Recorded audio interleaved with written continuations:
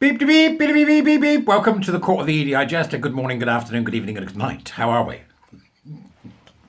Isn't it funny what you lot get worked up about? I've had people in my comments saying to me, actually, good afternoon, good evening, but all I say is from the Truman Show, just so you know. It's great. I love it. I love it. I love it. How are we doing, peeps? After the revelations this week of the Telegraph.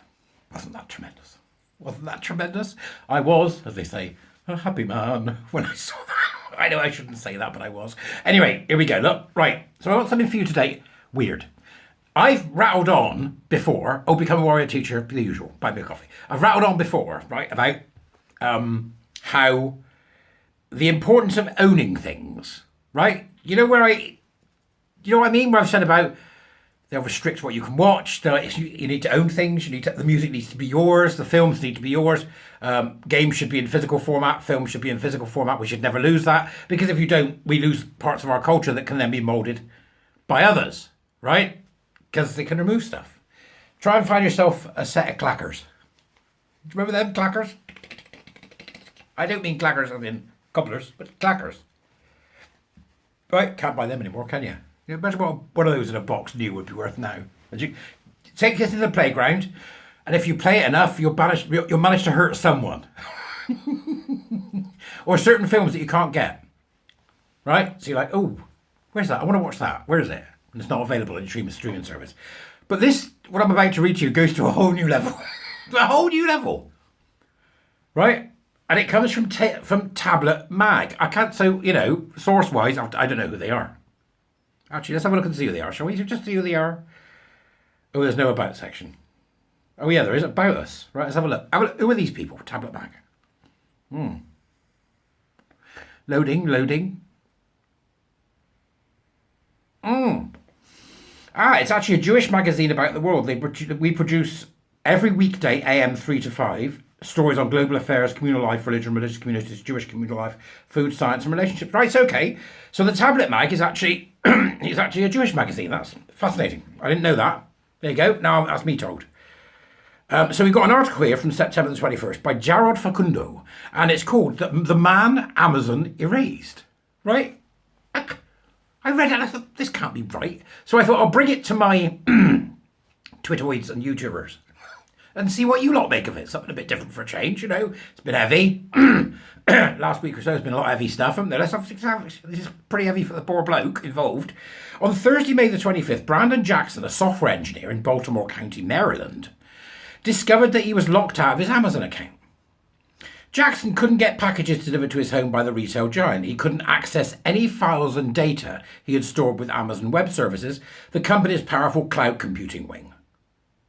It also meant that Jackson, a self-described home automation enthusiast, could no longer use Alexa for his smart home devices. He could turn on his lights manually, but only in the knowledge that Amazon could still operate them remotely. Jackson soon discovered that Amazon suspended his account because a black delivery driver who'd come to his house the previous day had reported hearing racist remarks from his video doorbell. What? A racist doorbell? Let's continue, shall we, before I get all heated and hot under the collar.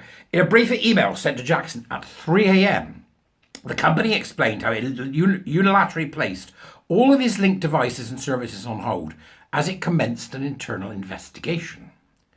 The accusations baffled Jackson. He and his family are black.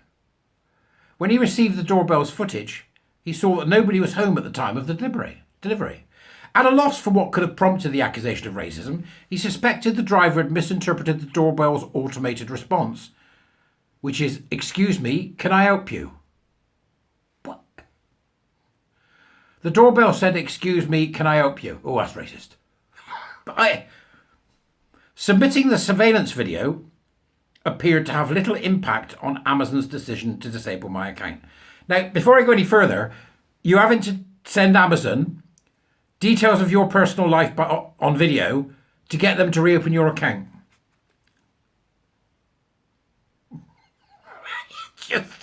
That's scary, right? That's sort of, demon seed scary, isn't it? Or how? Open the pod bay doors, Hal. Daisy, Daisy. Innit? Right? They shouldn't be able to do this. Right. Jason explained on his blog on June the 4th, in the end, my account was unlocked on Wednesday, May the 31st, 6 days later. With no follow-up to inform me of the resolution. By now, many months later, Amazon's investigation into the matter appears to have concluded, though the issue remains far from resolved. Contacted for a response, the company wrote, in this case, we learned through our investigation that the customer did not act inappropriately. Inappropriately, that's the word. As if it's their damn business. Right. Did not act inappropriately and were working directly with the customer to resolve their concerns while also looking at ways to prevent a similar situation from happening again. What? It was only Jackson's technical skills and particularly automated home setup that saved him from what could have been a larger lockout. My home was fine, as I just used Siri or a locally hosted dashboard if I wanted to change a light's colour or something of that nature, he explained.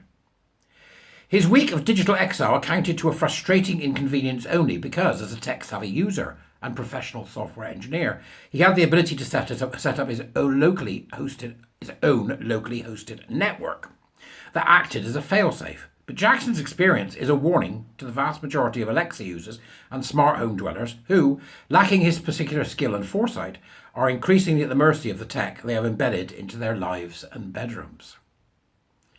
I came forward, Jackson told Tablet, because I don't think it's right that Amazon could say, I know you bought all these devices, but we think you're a racist, so we're going to take you offline.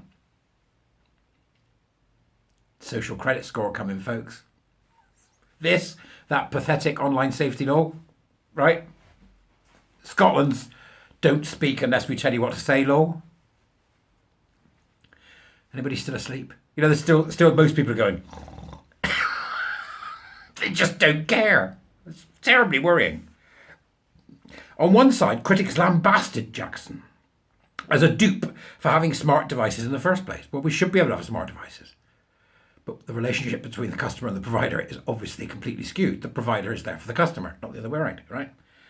Why didn't the bloke who did the delivery just go back and say, look, I'm really sorry, but I thought you heard this? People have lost all sense of... I went to his employer and said, a customer said dirty words.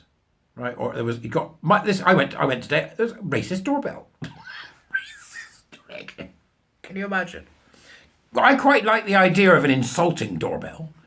I don't want it to say, well, you know. So I ring somebody's bell, and the little video thing takes a look at me and goes, "What do you want, fatty?" That'd be all right, wouldn't it? You know, or it shouts out to the homer, "There's a bespectacled twat at the door." I've always said we should have the same thing in the lifts.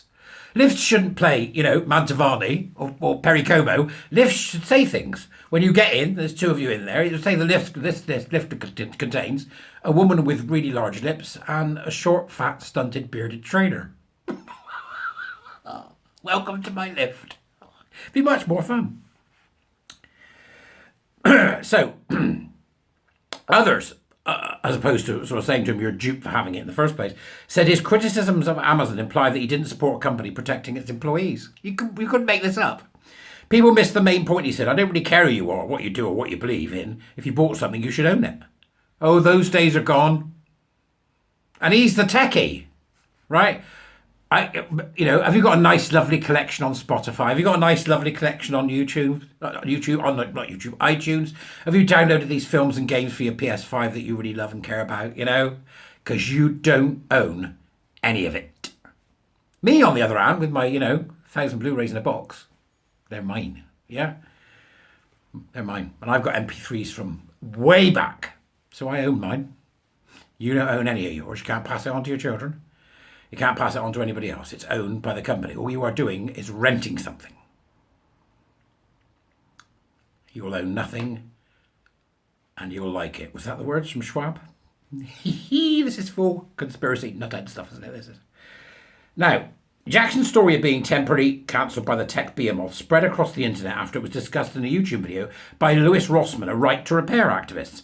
independent technician, and popular YouTube personality. Right to Repair, or Fair Repair, is a consumer-focused movement advocating for the public to be able to repair the equipment they own instead of being forced to use the manufacturer's repair service or upgrade products that have been arbitrarily made obsolete. This is really important stuff. I know it's, we get involved in the big issues, right? Obviously the safety of children, etc.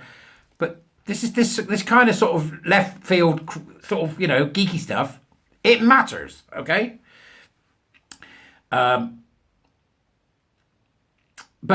this particular movement, this idea of, repair and certainly to own, if somebody sells me a game online, we need a law that says, so I buy a game online, especially if you're forced to, right? Because some games don't come out on disc anymore. Or I buy a film online, especially if I'm forced to, but I don't actually do it, but people will buy films online. So, what's out? What's out today? Oh, it's, Marvel's latest. What's it called? Avengers Bring Your Walker, number 10, because they're so old. Right? Oh, right, okay. Where is it? Amazon. Oh, I'll get the Blu-ray. It's not on Blu-ray, it's on Amazon. All right, how much is it? $9.99. $9.99. You buy it, you don't own it. Right? So we need a law that says if people own materials online that are stored online, they at any time can ask for a hard copy. See? But is it going to happen? Probably not. So that was really interesting, I thought. I mean, there's plenty in there to read, and I don't want to take anything away from the tablet mag. So I'm going to stop there and let you have a look. But I think the important line for me is Jackson's experience as a warning to Alexa users and smart home dwellers who are increasingly at the mercy of the tech they have embedded into their lives and bedrooms. It's good until you can't use it. It's like modern cars, isn't it? Years ago, you'd open up the engine, you go, well, there's the engine, there's the modern cars, you open it up, you haven't got a clue. I know it's off topic, I know it's something different for a change, but for goodness sake, expand your mind. Go on, you lot, buzz off, I'm going to go and have some breakfast, I'll see you later.